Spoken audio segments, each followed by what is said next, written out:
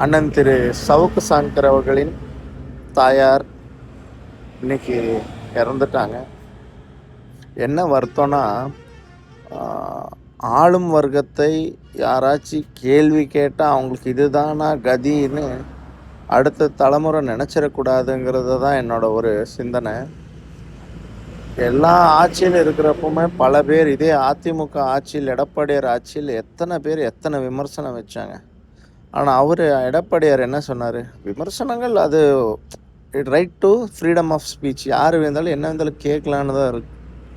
ஆனால் இப்போ இருக்கிற திமுக அரசு, அவர் கேட்ட கேள்விக்கு நீ பதில் சொல்லியிருக்கலாம். அவரை ஜெயிலில் எடுத்து போட்டு அவங்க குடும்பத்துக்கு எவ்வளோ துன்பங்களை கொடுத்து, உங்களோட கூட்டணி கட்சினார் நீங்கள் எல்லாம் சேர்ந்து அவங்க வீட்டில் கொண்டு போய் மலத்தை போட்டு, அந்த தாயார், அவர் தாய் எவ்வளோ வருத்தமாக இருக்குங்க.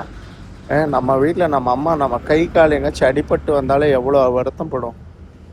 அந்த தாய் எவ்வளோ வருத்தப்பட்டிருக்கும், அவங்க மனசு எவ்வளோ வேதனைப்பட்டிருக்கும்.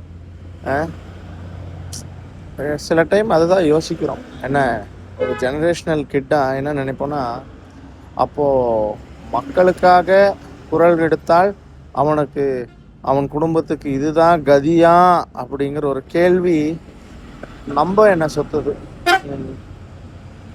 ஓம் சாந்திமா. ஓம் சாந்தி.